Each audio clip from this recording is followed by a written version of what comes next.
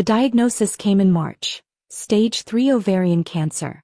I was 32 years old, sitting in Dr. Amanda Foster's office at University Medical Center, trying to process words like aggressive, chemotherapy, and surgical debulking. "We need to start treatment immediately," Dr. Foster said, her expression serious. 6 rounds of chemotherapy to shrink the tumor, then surgery, then more chemo. "This is treatable, but we need to act fast.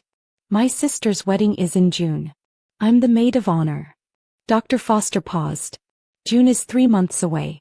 You'll be in the middle of treatment. You'll likely be weak, possibly nauseated, and definitely immunocompromised. Your hair will probably be gone. Can I still go?" "That depends on how your body responds to treatment. But Claire, I need you to understand, this is cancer. Your priority has to be survival, not a wedding." I called my mother that evening. "Mom, I need to tell you something. I have ovarian cancer. Stage 3. I start chemotherapy next week." Silence. Then, "Cancer? Are you absolutely sure? You're so young. Did they do proper tests?" His mom. "I've had scans, a biopsy, consultations with oncologists. It's definitely cancer." "Well, this is terrible timing. Melissa's wedding is in 3 months. We've been planning this for over a year. You're the maid of honor. You can't be sick for her big day." I couldn't process what I was hearing. "Mom, I have cancer." "I understand that, but you're starting treatment, right?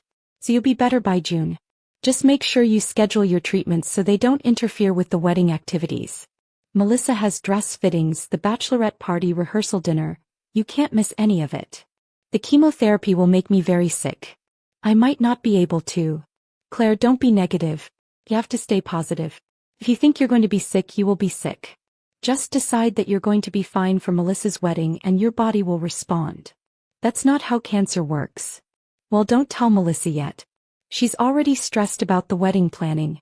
We'll tell her after you've started treatment and we know how bad it actually is. She doesn't need this worry right now." I started chemotherapy on March 28th. The drugs were brutal. Carboplatin and paclitaxel, pumped into my veins for hours. Within days I was so nauseated I couldn't keep down water. By the second week my hair started falling out in clumps. My best friend Jordan moved in to help care for me. She drove me to appointments, held my hand during infusions, and cleaned up when I was too weak to function. "Has your family visited?" she asked after my second treatment. "No. They don't want to upset Melissa before the wedding." "Your sister doesn't even know you have cancer?" "Mom wants to keep it quiet so Melissa can enjoy her engagement." Jordan stared at me. "That's insane." By mid-April I was completely bald. I'd lost 18 pounds. My skin had a grayish tint from the chemo. I looked exactly like what I was, someone fighting for their life. My mother called for the first time since my diagnosis. "How are you feeling?" "Terrible. The chemo is really hard." "Well, I'm sure it's not as bad as you think. Listen, we need to talk about the dress fittings. Melissa's final fitting is next week and you need to be there for yours." "Mom, I'm in the middle of chemotherapy. I'm too weak." "It's one afternoon, Claire. You can manage one afternoon for your sister's wedding. Besides, we need to see how the dress fits now. Have you lost weight?" 18 pounds. "Oh my God, Claire. You need to eat more. We can't have the maid of honor dress looking baggy in all the photos. Can you gain some weight back before June?" "I have cancer, Mom. Weight loss is a side effect of chemotherapy. Well, try to eat more protein or something. This is Melissa's big day and everything needs to be perfect." I didn't go to the dress fitting. I was hospitalized that week with neutropenic fever, a common but dangerous complication where your white blood cell count crashes and any infection can kill you. In mid-May, my mother finally told Melissa about my cancer. Melissa called me crying. "Why didn't you tell me? I'm your sister." Mom wanted to wait until after the wedding planning was done. "I can't believe you have cancer. This is so stressful. My wedding is in 3 weeks and now I have to worry about whether my maid of honor is going to be okay. How could this happen now? I didn't exactly plan to get cancer." "I know, but the timing is awful. Are you going to be well enough for the wedding? Because Mom said you might not be able to come and that would completely ruin my day. People will ask where you are and what am I supposed to say? My sister has cancer so she couldn't be bothered to show up? I'm in active chemotherapy treatment, Melissa. I'm not skipping your wedding to be dramatic." "Well, can you at least get a really good wig?" Because if you show up bald, it's going to look weird in all the photos. This is my wedding, Claire. I need everything to look perfect. I hung up. Dr. Foster was blunt about the wedding. Claire, you'll be finishing your 4th chemo cycle 2 days before the wedding. You'll be immunocompromised, weak, and at high risk for infection. I strongly advise against attending a large gathering. My family will never forgive me if I don't go. Your family should understand that you have cancer. They think I'm being dramatic. Dr. Foster's expression hardened. You're not being dramatic. You have stage 3 ovarian cancer.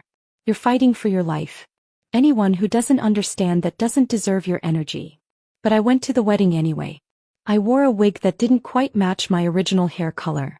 I wore the maid of honor dress that now hung loose on my skeletal frame. I wore makeup to hide how sick I looked. The wedding was at an upscale vineyard, 150 guests, everything expensive and perfect. I stood beside Melissa at the altar, dizzy and nauseated, focusing all my energy on not passing out. During the reception, I sat at the head table pushing food around my plate, too sick to eat. Guests kept approaching to congratulate Melissa, and several asked me if I was okay. She's fine, my mother intercepted before I could answer. Just a little under the weather. Nothing serious. After the 4th person asked, my mother pulled me aside. Can you please try to look less miserable? People are starting to think something's wrong, and I don't want Melissa's day ruined by everyone worrying about you. I have cancer, Mom. I look sick because I am sick. You don't have to advertise it. Just smile more. Pretend you're having fun. During the reception, as people gave toasts to the bride and groom, my mother took the microphone. I want to thank everyone for coming to celebrate Melissa and David's special day. It means so much to have all our family and friends here. Well, almost everyone is healthy and happy to be here. She glanced at me. My daughter Claire is here today despite feeling a bit under the weather. She's always been a bit dramatic about minor illnesses, but we appreciate her making the effort to show up for her sister's big day. People laughed politely. I wanted to disappear. Then Melissa took the microphone. I want to thank my maid of honor, my sister Claire, for being here today. I know she's going through a tough time. She's losing her hair from some medical treatment, but I'm so glad she made the effort to look presentable for my wedding. He even wore a wig. That's dedication. More laughter. I felt tears burning my eyes. That's when someone stood up from a table near the back. Dr. Amanda Foster, my oncologist. I hadn't known she was there. Later, I found out that Dr. Foster's husband was the groom's colleague, and they'd been invited to the wedding. She'd had no idea I was the bride's sister until she saw me at the ceremony. Dr. Foster walked calmly to the front of the reception hall and reached for the microphone. Excuse me, I'm sorry to interrupt, but I think there's been a significant misunderstanding that needs to be corrected. Melissa looked confused. I'm sorry, who are you? I'm Dr. Amanda Foster. I'm the chief of oncology at University Medical Center. And I'm Claire's oncologist.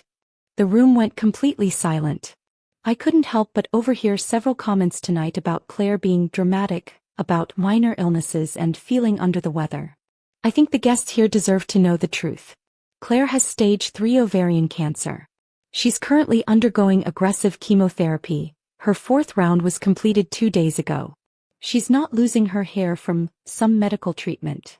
She's losing her hair because the chemotherapy drugs are killing fast-growing cells in her body, including cancer cells and hair follicles.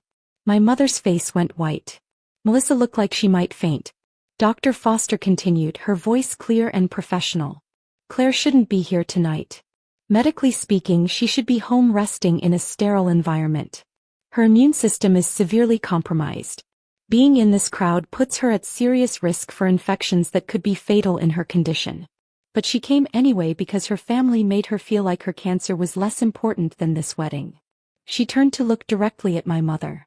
You told guests your daughter is dramatic about minor illnesses. There is nothing minor about stage 3 cancer. You told people she's feeling under the weather. She's fighting for her life.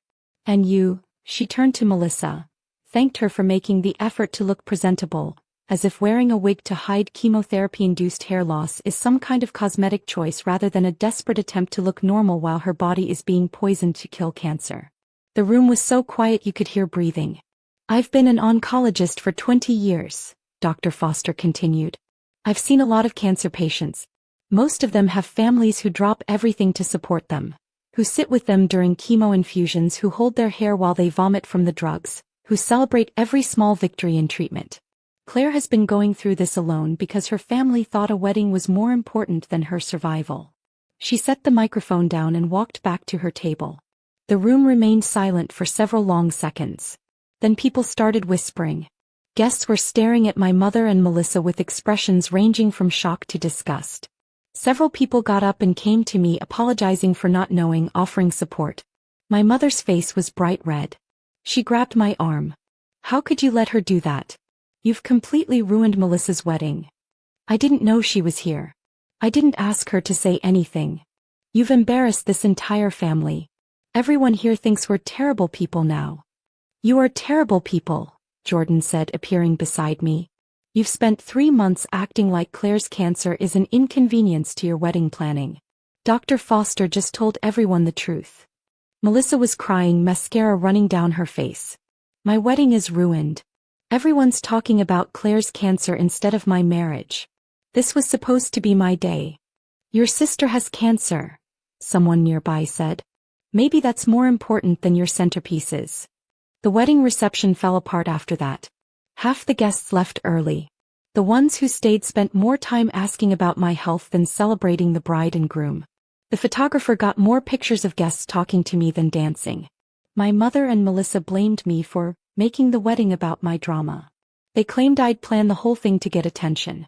They said I'd probably told Dr. Foster where the wedding was and asked her to make a scene. I haven't spoken to them since that night. Dr. Foster called the next day. "I'm sorry if I overstepped, but I couldn't sit there and listen to them minimize what you're going through. You have cancer. You're one of the bravest patients I've ever treated. And they treated you like you were faking a cold to get out of wedding duties. Thank you for saying something. I didn't have the strength." I completed my chemotherapy in August. The surgery to remove the tumor was successful. 6 months later, my scans showed no evidence of disease. I'm 33 now, in remission and healthier than I've been in over a year. Jordan is still my best friend and the sister I actually needed. Dr. Foster still sends me encouraging messages before every scan. My mother and Melissa send nothing. I've heard through extended family that they tell everyone I ruined the wedding by making it all about my fake illness. Dr. Foster's speech went viral. Someone recorded it and posted it online. It's been shared millions of times, used in medical ethics classes, and sparked conversations about how families dismiss serious illnesses. Melissa's marriage lasted 8 months. Apparently, the groom realized what kind of family he'd married into. My cancer went into remission. My toxic family went out of my life. And I'm healthier without both.